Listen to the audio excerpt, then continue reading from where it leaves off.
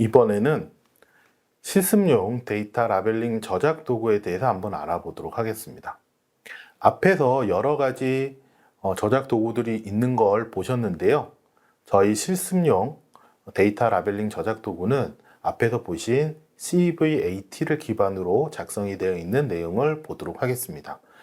미리 보시기 전에 다양한 형태의 도구가 존재를 하고 그 도구들이 각기 다른 기능들을 갖고 있기 때문에 그 모양과 형태가 다양할 수 있으니 꼭 하나의 저작 도구에 대한 기능을 완벽하게 익히는 것보다는 전체 기능이 어떻게 구성이 되어 있고 무엇으로 작동을 하는지 거기에 대한 구성적인 내용만 살펴보시는 걸 추천드리겠습니다.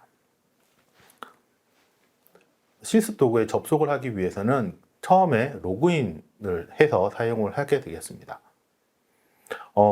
저희는 CVAT 오픈소스를 기반으로 해서 웹 서비스를 기반으로 만들어 놓은 도구입니다. 웹 서비스는 설치형보다 관리의 편리성이 좋습니다.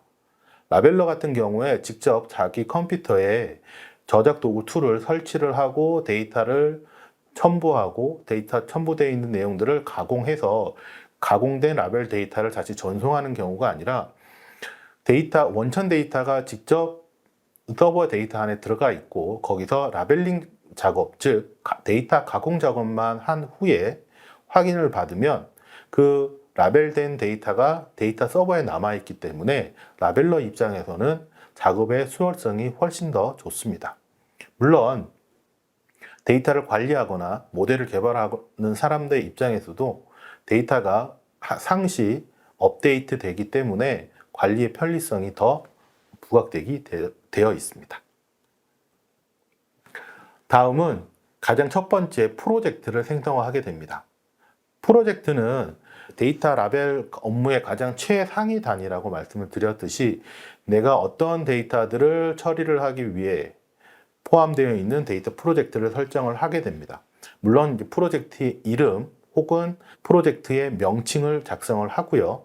그 다음에 그 프로젝트 안에서 내가 해야 될 라벨 작업들을 생성을 하고 추가를 하게 됩니다.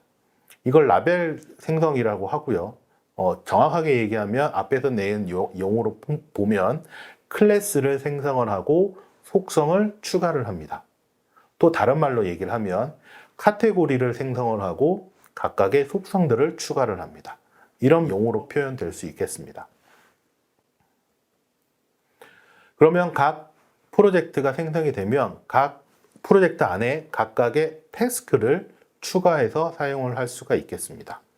태스크를 추가를 한다는 건 그 프로젝트 안에서 데이터를 업로드해서 추가된 데이터를 업로드를 해서 각각의 업무 단위를 구성을 하게 만들어 주게 됩니다. 그래서 어떤 작업이 필요한 태스크들을 각각의 명칭과 그 명칭에 필요한 데이터 그리고 그 데이터를 실행할 수 있는 방식에 대해서 구성을 하게 됩니다. 자, 이렇게 구성된 태스크 안에는 여러 가지 작업들이 존재를 하게 되고요. 그러면 작업이라고 하는 잡이라고 하는 영역이 활성화가 되는데 실제 라벨러 입장에서 보게 되면 이 잡이라고 하는 영역이 나에게 할당된 일이 되겠습니다.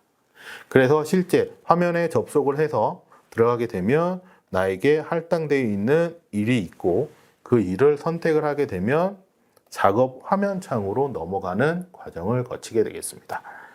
자, 그래서 앞에서 내용 프로젝트를 생성하고 카테고리, 즉 클래스를 생성하고 작업을 정의를 하고 태스크를 만들어내는 과정은 어떻게 보면 관리자 입장에서 데이터 라벨 관리자 입장에서 사용을 하는 기능이고요. 실제 라벨러 입장에서 내가 들어가서 업무에 대한 내용을 볼 때에는 이 잡이라고 하는 기능으로 구분해서 볼 수가 있겠습니다. 좀 더 상위 버전으로 올라가면 나에게 주어진 태스크라고 하는 범위 안에 여러 가지 잡이라고 하는 용어들이 분포돼서 작업들을 할 수가 있게 되겠습니다. 프로젝트, 텍스트, 잡이라고 하는 건 이 툴에서의 구분이지 뭐 다른 곳에서는 다른 내용으로 또 표현될 수 있으니까 그 점 유념해 주셨으면 좋겠습니다.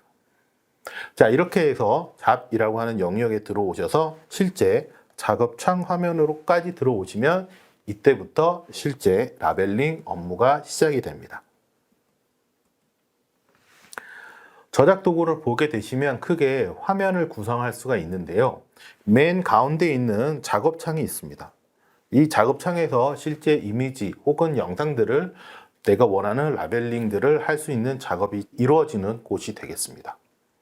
뭐 상단 메뉴에 보시면 그 프로젝트나 작업을 정의할 수 있는 상단 메뉴와 그 다음에 실제 작업을 할 때 필요한 도구들이 포함되어 있는 저작 도구, 그 다음에 프로세스를 이해할 수 있는 진행 상태, 그 다음에 현재 작업을 판단할 수 있는 작업 현황, 이런 식으로 화면이 구성이 되어 있으며 각각 화면의 구성의 내용들은 다음과 같습니다.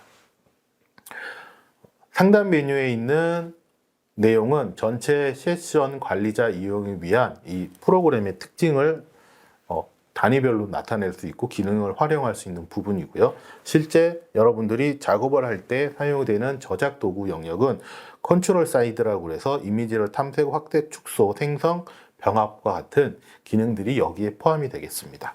즉 여기에 폴리곤인지 폴리라인인지 박스인지 라인인지 이런 것들이 여기에 다 표시가 돼서 나타나게 있는 거죠. 상황은 내가 현재 선택했던 객체가 어떤 상태로 되어 있는지를 각 단계별로 표시를 하게 됩니다. 그러니까 화면에 10개의 사진이 있다라고 하면 첫 번째 사진, 두 번째 사진, 세 번째 사진 이렇게 그 진행되고 있는 내용들을 프로젝트 잡에 진행되고 있는 내용들을 볼 수가 있고요. 작업 현황에서 내가 현재 레이블, 필터, 목록 등을 적용한 상태를 볼 수 있겠습니다. 작업창은 잘 이해를 하시겠죠?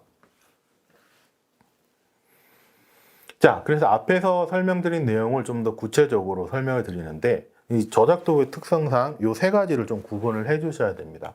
프로젝트, 태스크, 잡이라고 하는 내용인데요. 프로젝트를 생성을 하고 현재 상황들을 확인할 수 있는 겁니다. 만약에 여러 파트의 프로젝트가 있다라고 하면 그 파트가 표시될 텐데 대부분 요거는 관리자 입장에서 보이는 거고요. 태스크 같은 경우가 생산에서 직접 활용을 할 수 있는 부분이 여기에 있습니다. 작업을 생성하고 현황 사항들을 이제 볼 수 있도록. 그래서 라벨러 입장에서 보시면 전체 프로젝트가 있고 이 프로젝트에 태스크가 여기에 포함이 됩니다. 네. 그래서 실제로 아마 그 내용을 판단하실 때는 이렇게 태스크 형태로 표현이 되는 걸 볼 수가 있을 거고요. 라벨러들은 이런 화면들이 자기의 작업창에 쭉 나타나게 될 겁니다. 그래서 실제 내가 얼마만큼 진행을 하고 있는지 이런 내용들을 볼 수가 있죠. 자, 마지막으로 잡이 이제 내가 하고 있는 업무에 있는 상태를 나타내는 거고요. 그래서 실제 그 작업을 내가 지금 어떻게 하고 있는지 구체적인 화면 제시와 함께 나타나 있게 되겠습니다. 사진들의 개수들이 이 안에 들어가겠죠. 그래서 이 내용들을 이제 볼 수가 있겠습니다.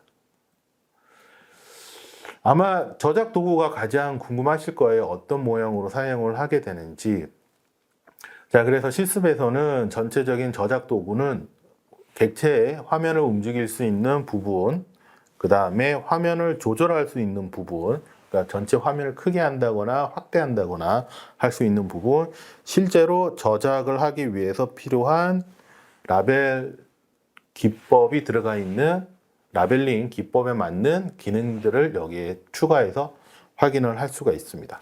예, 박스라든지 폴리곤이라든지 라인, 포인트, 박스인데 이제 동그라미, 이제 큐보이드, 라벨 이런 식으로 구분이 돼서 볼 수가 있습니다. 추가적으로 이제 그걸 여러 가지 도형들을 합치거나 그룹한다거나 뭐 전체적인 트랙을 좀 나눈다거나 하는 일반 요 기능에서의 추가적인 기능들을 더 볼 수가 있습니다. 현행 뭐 앞뒤 왔다 갔다 하는 건 우리가 그냥 비디오 보듯이 화면에서 잘 이해하실 수가 있을 겁니다. 네. 현재 상황을 저장하는 게 진행 작업에 나와 있네요.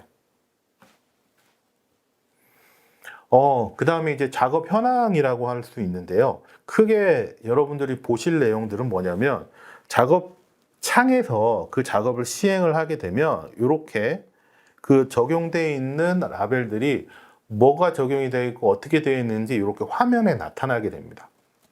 그게 오브젝트, 객체 단위별로 나타날 수도 있고요. 라벨, 즉 클래스, 우리가 매겨놓은 라벨 단위로 나타낼 수도 있고요. 아니면 특정 메모장이나 이슈의 형태로 표시되기도 합니다.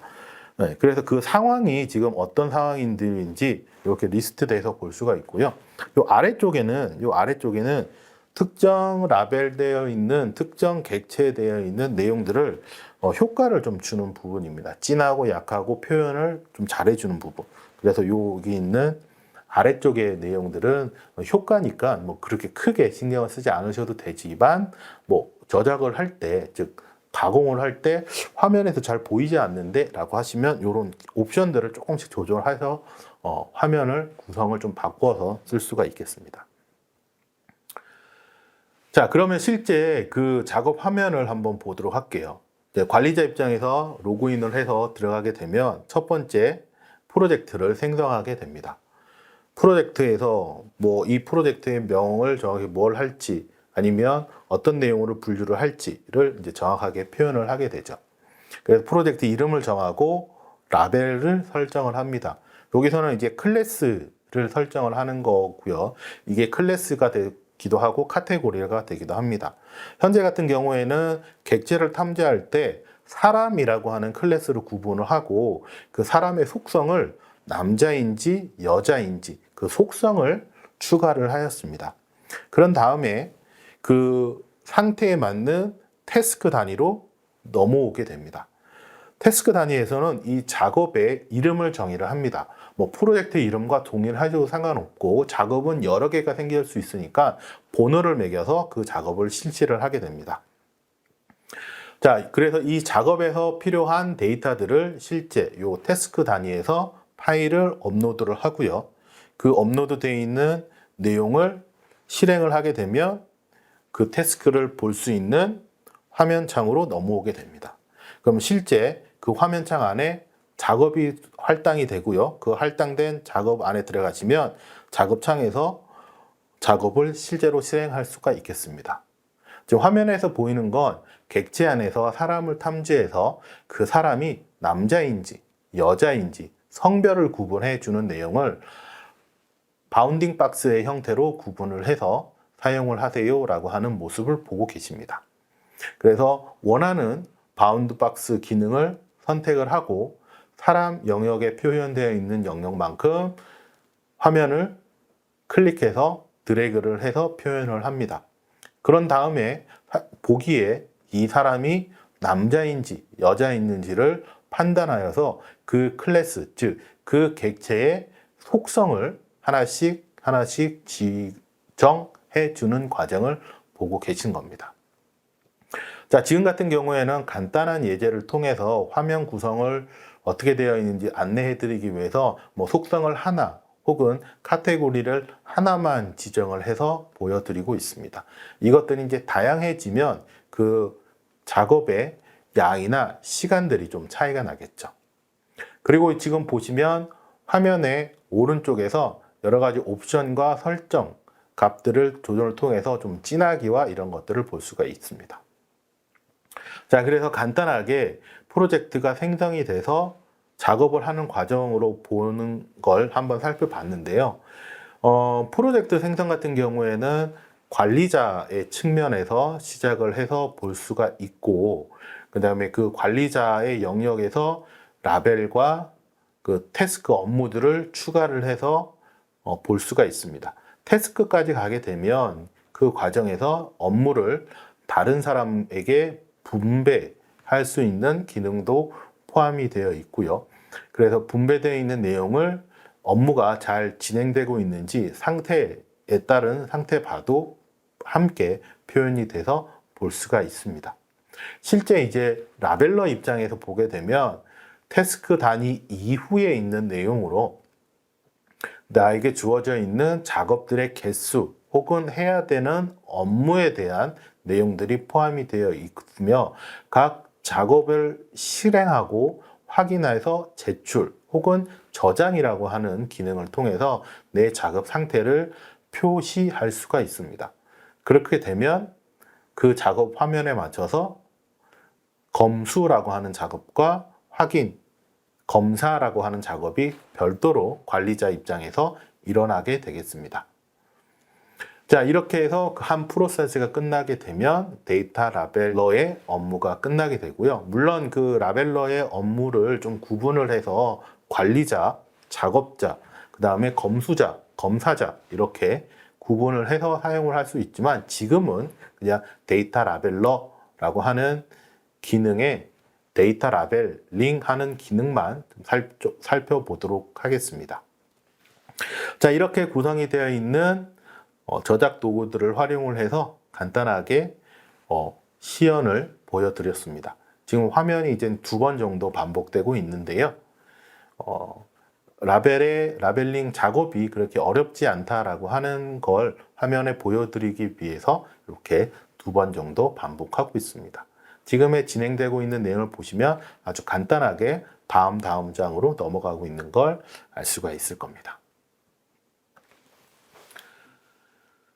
자, 그래서 앞에서 이제 저작 도구 안내까지 한번 살펴봤는데요. 이번 장에서 배운 내용을 간단하게 정리해 보도록 하겠습니다. 다양한 형태의 저작 도구들이 존재를 한다라고 말씀드렸습니다. 오픈소스 형태로 무료로 쓸 수 있는 것과 상용 서비스 등 활용 범위가 다양하게 구성이 되어 있으니까 그에 따른 차이가 있다라고 말씀을 드렸고요. 굳이 뭐 오픈소스가 그래서 나쁘다, 뭐 상용이 좋다, 뭐 이런 게 아니라 둘 다의 장단점이 있으니까 그 상태에 맞게 잘 활용을 해서 사용을 하는 게 중요하다라고 말씀을 드렸습니다. 저작 도구 같은 경우에는 기본적으로 작업 가이드라인을 숙지하시는 게 가장 제일 중요하고요. 저작 도구는 각각의 업무와 서비스와 그 다음에 유형에 따라서 저작 도구의 기능들은 다 다양하게 구성이 되어 있으니까 그것보다는 전체 작업 프로세스에 있는 작업 가이드라인에 따른 프로젝트의 생성, 객체, 라벨 작업, 클래스 지정, 검수 및 반려 코멘트와 같은 이런 프로세스가 어떻게 이루어지고 있으며 지금 라벨러 같은 경우에는 내가 정확하게 어떤 단계의 작업을 진행을 하고 이 작업을 진행하는 데 있어서 내가 쓰고 있는 저작 도구의 기능이 어떤 것들이 있는지 미리 인지하고 익혀주시면 훨씬 더 작업의 능률과 효율성이 더 올라갈 것 같습니다. 자, 이렇게 해서 인공지능 학습용 데이터 라벨링 전문 이미지, 영상, 입문 과정의 내용들을 모두 마치도록 하겠습니다. 자, 처음부터 인공지능의 머신러닝, 데이터 라벨링, 학습용 데이터 뭐 이런 여러 가지 프로세스를 다 보셨는데요. 구축 프로세스까지 다 보셨는데요. 여러분들이 어떻게 이 작업에 실제로 했을 때 재미가 있으신지 없으신지에 대해서 고민을 아마 해보실 거라 생각이 됩니다. 입문 내용에서는 이론적인 내용을 조금 많이 설명을 드렸고요. 기본 과정에서는 좀 실습 위주의 내용들이 많이 준비되어 있습니다. 한 번 더 보시고 심화 과정에서 더 고급적인 기술들도 한번 익혀보시면 좋을 것 같습니다. 자, 포기하지 마시고 입문 과정, 기본 과정, 심화 과정까지 계속해서 여러분들의 학습이 이루어졌으면 좋겠습니다. 그럼 이상으로 입문 과정 내용을 마치도록 하겠습니다. 감사합니다.